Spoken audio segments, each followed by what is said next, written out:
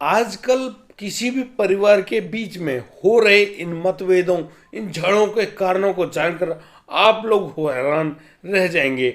आज यदि अदालतों में सबसे ज़्यादा लंबित पड़े हुए मामलों को देखा जाए तो ये मामले तलाक या तलाक संबंधित जरूर रहे होंगे। एक लड़का एक लड़की से शादी तो कर लेता है और इस शादी में उसके बहुत सारे बाराती, बहुत सारे यार, रिश्तेदार सभी सम्मिलित होते हैं। लेकिन जब यह तलाक वाला किस्सा सामने आता है तो फिर समय समय पर हर कोई उनसे बहुत दूर हो जाता है।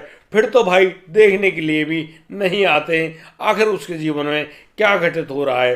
दोस्तों, एक पत्नी अपने पति के पास तलाक का नोटिस भेजती है और उस तलाक के नोटिस में 50,000 रुपये मासिक भत्ते के रूप में लिखे होते हैं।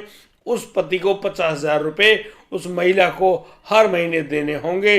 साथ ही साथ यह भी बताया गया कि करीब 22 लाख रुपए उसकी शादी में खर्च हुए हैं, वो रुपए भी उनको चाहिए। इस प्रकार के नोटिस को देखकर उस पति की हालत हो गई बहुत ज़्यादा खराब और फिर वह उठाता है एक इतना खतरनाक कदम जिसको जानकर आप लोग हैरान रह जाने वाले हैं। दोस्तों, आइए जानते हैं पूरी घटना में क्या क्या हुआ है। नमस्कार, आदाब, सत श्री अकाल दोस्तों, स्वागत है आपका हमारे YouTube चैनल किस्से क्राइम के। और दोस्तों, आपसे प्यार भरी गुजारिश, आगे बढ़ने से पहले हमारे चैनल को सब्सक्राइब करना, नोटिफिकेशन बेल को दबाना बिल्कुल ना भूलें। दोस्तों, आज का बेहद ही हैरान कर देने वाला मामला सामने आया है आगरा से।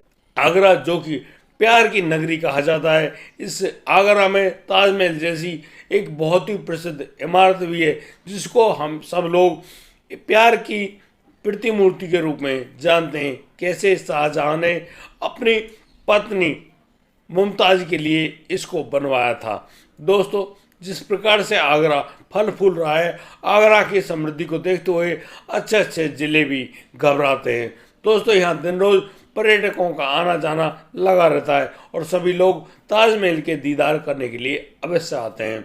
दोस्तों, आइए उस घटना की तरफ बढ़ते हैं जहां एक पति के सामने वह जब नोटिस पहुंचता है, वह नोटिस को देखकर वह पति बहुत ही बुरी तरह से घबरा जाता है। आखिर उस नोटिस में ऐसा क्या था? दोस्तों, वह नोटिस उस पति के सामने क्यों आया, कैसे आया, पहले हम उसके बारे में जान लेते हैं। दोस्तों, मैं आपको बता दूं, यह व्यक्ति होता है राहुल। राहुल की पत्नी अनीता। दोनों ही अपने घर में बड़े ही प्यार से, जब इनकी शादी होती है, इनका बड़े ही अच्छे से स्वागत होता है। और दोस्तों, इसी स्वागत के चलते दोनों अपनी भरपूर खूबसूरत जिंदगी जी रहे होते हैं। दोस्तों, एक दिन अनीता अपने पति राहुल से कहती हैं कि उनको अपनी मौसी की लड़की की शादी में अवश्य जाना है। दोस्तों, यहाँ पर राहुल अभी उनको मना कर देते हैं और राहुल कहते हैं कि नहीं, उनको उनकी नौकरी में बहुत ज़रूरी काम है जिसकी वजह से वो लोग अभी शिमला के लिए जा रहे हैं, क्योंकि शिमला में उनकी एक मीटिंग है और उस मीटिंग को करने के बाद ही उनका काम आगे चलेगा। इस बात को सुनकर अनीता बहुत ही ज़्यादा नाराज़ होती है। अनीता की नाराज़गी को देखते हुए राहुल उसको मात्र 5,000 रुपये देकर उससे कहते हैं कि कोई बात नहीं, अब नाराज़ मत होइए, ये रुपये ले जाओ और बस अच्छे से अपने मौसी की लड़की की शादी को कर आओ। दोस्तों, इस बात को सुनकर अनीता और भी ज़्यादा नाराज़ हो जाती है। अनीता उस पति से बस यही कहती है कि मात्र 5,000 रुपये, इन रुपयों का क्या होगा भाई, इन रुपयों से मेरा गुजारा नहीं होगा। अगर तुम्हें मुझे रुपए ही देने हैं तो कम से कम 25,000 रुपये मुझे दो। अब इस बात को सुनकर राहुल बहुत ज़्यादा घबरा जाता है। अरे, इसकी तो उसकी अपनी तनख्वाह भी नहीं है महीने की, वो 25,000 रुपये तुम्हें कहाँ से दे? अभी तक तो वो शादी में हुए खर्चे के कर्जे को उतार रहा था, वह इतने पैसे कहाँ से दे? अब इन बातों को सुनकर अनीता बहुत ही ज़्यादा गुस्सा होती है।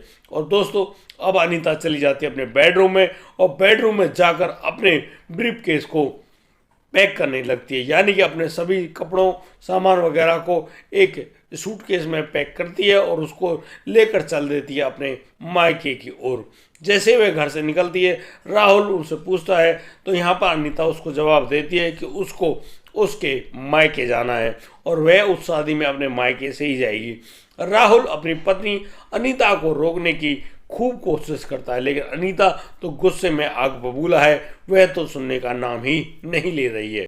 राहुल भी अब ज़्यादा कोशिश नहीं करता है और कहता है कि ठीक है अनीता, तुम अपने मायके चली जाओ, मैं तुम्हें छोड़कर आता हूँ, तुम अकेली मत जाओ। लेकिन अनीता साफ मना कर देती है, वह जाएगी तो अकेली, वरना वह यहीं पर अपनी जान दे देगी। बस इस तरह की बातों को सुनकर राहुल बस अपने घर में रह जाता है और अनीता अपने मायके के लिए रवाना हो जाती है। दोस्तों, अनीता ने जब वह अपने मायके जाती है, मायके में जाकर पता नहीं उनकी क्या क्या बात होती हैं, वहां जाकर अनीता अपना फ़ोन नंबर बंद कर लेती है। दोस्तों, राहुल बार बार अपनी पत्नी अनीता का फ़ोन नंबर मिलाता है, उससे बात करने की कोशिश करता है, लेकिन अनीता उससे कोई बातचीत नहीं करती है। दोस्तों, धीरे धीरे समय बीतता है, अब वह शादी की तिथि भी बीत जाती है, लेकिन अनीता के बारे में कोई भी जानकारी राहुल को नहीं होती है। राहुल बहुत ही बेसब्री से इंतजार कर रहा है और एक दिन वह ससुराल जाता है। ससुराल में जाने पर उसको पता चलता है कि यहाँ पर तो अनीता आई ही नहीं। दोस्तों, इस बात को सुनकर जो राहुल है वह बहुत ही ज़्यादा घबरा जाता है। आखिर वह अनीता गई तो गई कहाँ? सभी लोग हैरान हैं, परेशान हैं और अब तो उन ससुराल वालों ने भी उस राहुल पर उल्टा आरोप लगाना शुरू कर दिया कि तुम्हारी वजह से ही उनकी बेटी अनीता उस घर से गायब हुई है। दोस्तों, आखिर वह अनीता कहाँ गई यह तो किसी को पता नहीं चलता है। दोस्तों, यहाँ पर राहुल पुलिस में रिपोर्ट दर्ज कराता है कि इतनी तारीख को उसकी पत्नी अपने मायके की जाने के लिए कहकर गई थी, लेकिन वो अभी तक घर नहीं लौटी है, ना ही वह मायके पहुंची है। आखिर वह गई कहाँ पर? पुलिस भी उस राहुल की दी गई एफआईआर को दर्ज कर लेती है। उसके बाद पुलिस का जब सर्च इंजन शुरू होता है, उसके अनुसार अब पुलिस ढूंढ रही है कि आखिर वह अनीता कहाँ पर जा सकती है। पुलिस इस मामले में सीसीटीवी कैमरों की मदद लेती है। दोस्तों, सीसीटीवी कैमरों से पता चलता है कि अनीता तो एक गाड़ी में बैठकर गई है। आखिर वह गाड़ी किसकी है? उस गाड़ी के नंबर से पुलिस जानकारी निकालती है कि यह जो गाड़ी है यह एक विनोद नाम के व्यक्ति की गाड़ी है। यह विनोद रहने वाला होता है नोएडा का।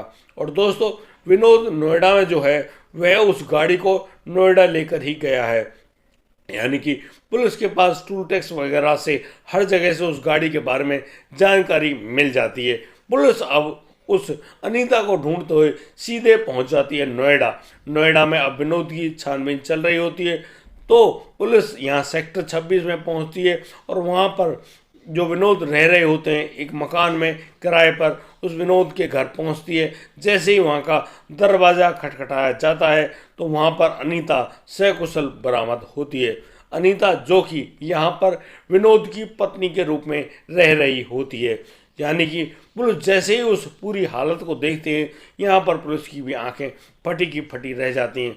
यहाँ पर पुलिस जो कि अपने साथ महिला पुलिसकर्मी को साथ लेकर गए थे, वो उनसे पूछती है कि अनीता, तुम तो एक राहुल की पहले से ही पत्नी हो, यहाँ आकर तुमने विनोद को भी अपना पति बना लिया, आखिर तुम कितने पति बनाने वाली हो और आखिर तुम करना क्या चाहती हो, यह तो हमें बताओ। लेकिन यहाँ पर दोस्तों अनीता जो बयान देती है उस बयान को सुनकर तो हंसी आ जाए। दोस्तों, यहाँ पर अनीता गिरफ्तार होकर जैसे आगरा पहुँचती है, आगरा में अनीता के नए बॉयफ्रेंड विनोद को जब उस थाने में लाया जाता है तो उनसे पूछताछ की जाती है। और दोस्तों, उस पूछताछ में उन दोनों के मुख से जो ये बातें निकलती हैं बड़ी ही हैरान कर देने वाली होती हैं। यहाँ पर अनीता बयान देती है कि राहुल जो उसको अपनी बहन की शादी में नहीं जाने दे रहा था, ना ही साथ चल रहा था, वह अपनी मौसी की लड़की की शादी में कैसे जाती। उसने अपने पहले के दोस्त यानी कि बॉयफ्रेंड विनोद को फ़ोन किया तो विनोद बिना कुछ सोचे समझे सीधा गाड़ी लेकर नोएडा से रवाना हो गया आगरा के लिए। और आगरा में आकर वह अब अनीता को अपनी गाड़ी में बिठाता है और अनीता को लेकर जाता है उसकी मौसी की लड़की के सामने, उनके घर। अनीता यहाँ पर बताती है कि तुम्हारा जीजा राहुल वह तो किसी काम का है नहीं, अब मैंने तुम्हारा नया जीजा चुना है, वह नया जीजा है विनोद। विनोद के साथ अपनी हर तरह की हंसी ठिठोली तुम कर सकती हो। दोस्तों, विनोद को अपने पति के रूप में घोषित करने के बाद अब जैसे ही वे शादी संपन्न होती है, विनोद के साथ बैठकर अनीता अब अपने ससुराल जाने के बजाय सीधा पहुंच जाती है नोएडा। और नोएडा में विनोद के उस किराए के घर में बड़े ही ढंग से उसकी पत्नी रहकर बनकर रह रही थी। दोस्तों, जिस प्रकार से अनीता ने इस प्रकार का कदम उठाया, यह तो काफ़ी ज़्यादा हैरान कर देने वाला है। दोस्तों, यहाँ पर अनीता अब एक जो विनोद के दोस्त होते हैं वकील, उनकी मदद लेती है और उस दोस्त की मदद से, यानी एक वकील की मदद से अब राहुल के पास नोटिस भिजवाती है। उस नोटिस में होता है कि अनीता तुमसे तलाक लेना चाहती है, या तो उसको 22 लाख रुपए नकद में दे दो, तब जाके उसका तलाक हो जाएगा, नहीं तो हर महीने के लिए 50,000 रुपये, जो कि उसका मासिक खर्च है, उतने रुपए उसको चाहिए ही चाहिए। जिस नोटिस को देखकर राहुल की हालत खराब हो जाती है, जिस वजह से राहुल अपने ससुराल भागा हुआ गया था और यह सोच रहा था कि अनीता को इन लोगों ने बहला फुसला दिया हो ताकि यह लड़की मेरे पास इस प्रकार का नोटिस भिजवा सके। राहुल तो यहाँ बिल्कुल ठगा सा, परेशान सा ऐसे खड़ा है जैसे उसके शरीर के अंदर जान ही ना हो। आखिर वह इतना परेशान क्यों है? अपनी ही पत्नी के कारण, यानी कि एक पत्नी जो कि मात्र अपने मौसी की लड़की की शादी में अगर उसको मनचाहे पैसे ना मिले तो वह बस इस प्रकार से नाराज हो जाएगी, दुखी हो जाएगी और तलाक की मांग कर बैठेगी। अरे सोचो भाई, तुम्हारे माता पिता ने पता नहीं क्या क्या काम किए होंगे, कैसे कैसे अपनी पाई पाई जोड़ी होगी और तुम्हारा बड़े ही सुंदर ढंग से शादी विवाह किया होगा। उन लोगों के बारे में तो सोचती, लेकिन आज के दौर में कोई भी व्यक्ति या महिला या लड़की सिर्फ और सिर्फ अपने शारीरिक सुख के बारे में सोचती है, वह किसी की भलाई के बारे में अच्छी सोच नहीं रखती है। दोस्तों, मैं जानता हूँ मुझसे बहुत सारी त्रुटियाँ हुई होंगी, उन त्रुटियों को क्षमा करते हुए आप लोग हमारी वीडियो को लाइक करें, कमेंट करें, शेयर करें और सब्सक्राइब करना बिल्कुल ना भूलें। दोस्तों, अब दीजिए मुझे इजाज़त, मिलता हूँ कल, लाता हूँ एक और नया सनसनीखेज मामला। तब तक के लिए आप बढ़िया रहें, बेहतरीन रहें, अपना और अपने परिवार का बखूबी ख्याल रखते रहें। जय हिंद, जय भारत।